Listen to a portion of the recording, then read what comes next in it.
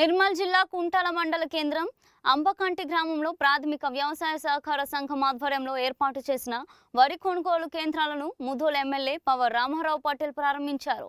రైతులు పండించిన ధాన్యాన్ని ప్రభుత్వ మద్దతు ధరకే విక్రయించుకోవాలని ఆయన సూచించారు.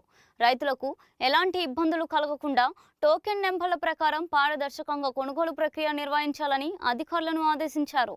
కొనుగోలు కేంద్రాల్లో అవకతవకలు చోటు చేసుకోకుండా జాగ్రత్తలు తీసుకోవాలని హెచ్చరించారు. రైతులందరినీ సమన్వయం చేసుకుంటూ ధాన్యం కొనుగోలు వేగంగా పూర్తి చేయాలని సూచించారు. నిబంధనలు ఉల్లంఘిస్తే సంబంధిత అధికారులపై కఠిన చర్యలు తీసుకుంటామని ఎమ్మెల్యే స్పష్టం చేశారు.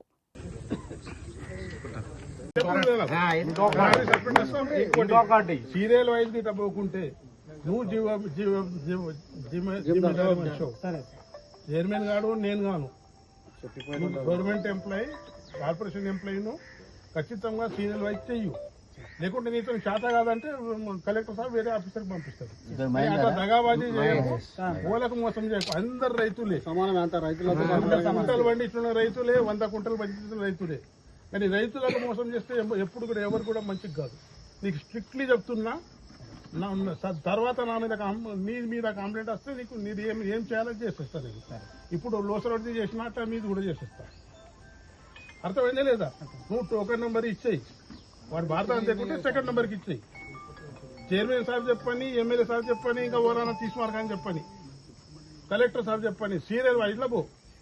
నేను పోను సార్ ఇక్కడ గొడవ అవుతుంది, సీరియల్ వైజ్లో పోతున్నా అని చెప్పి. మా దగ్గర నిన్న పట్టిండు నిండిపోయినాయంటే మేము పాతలు పెట్టుకోవాలి. ఏ అటు మిషన్ అడగ కూడా నింపుతున్నారు. సీరియల్ వైజ్ లా ఎవరెవరికి వస్తే వాళ్ళు 5-10 రూపాయలు ఖుషితో ఇస్తే ఇయని, లేకుంటే లేకూడదు. జబర్దస్తి లేదు. సీరియల్ వైజ్ దొరికితే వాళ్ళు కూడా నీట్ అయిపోతారు.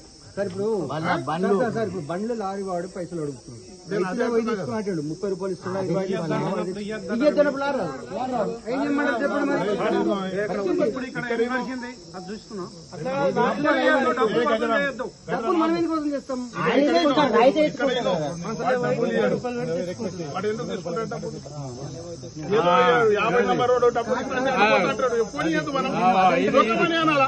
అదంటే సార్ లారీ వాడు